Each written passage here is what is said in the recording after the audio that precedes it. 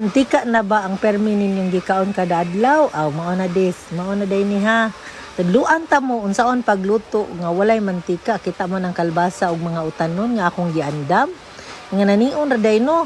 Kitang mga mama magunahon na gyud taon say healthy nga mga pagkaon sa atong anak, which is okay sad kayo awan nag-add kog tubig, nabutang kog tubig sa akong kaha.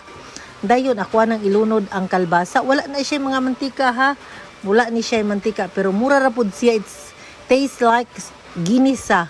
Nga ani ora dayo nga lamas kang ahos, bombay na dahonan kung naamoy nga na okay kayo mas mabutang ninyo ang amo atawon bombay ra man tay naas bukid ug ahos so ug tamates mao ran sad ni akong gibutang.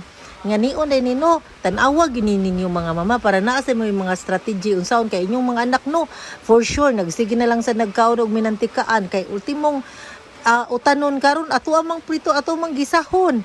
So mas maayo guro sun-an niyo akong gibuhat kay kita man gud gitudluan ta sa tong ginikanan kung unsaon paggisa og utanon wala tan litudlae nga walay gamit ito mantika mao din ni gitimplahan na day nako nya human ani mao na ni ang pinaka idea butangan na dayon nako og patis para mo dark color ingani na dayon igbutang nimo patis girl mama mao na siya nya huwaton nimo nga malata ang kanang kalbasa. Kay kanang kalbasa ako anang pigsat-pigsaton kay kung di mo pigsaton day ay padaplin na nas plato sa imong mga anak di na kaunon may tong magisa kay kaunon man lang sabaw mo to ako na dayong gilunod ang mga ricados mao na tanawa smells like ginisa ra gid siya as in tilawin ninyo nya try sa din ninyong buhaton sa inyuhan no kay kanang sige ra gyud kaon og minantikaan atong mga anak ay hasta pud kita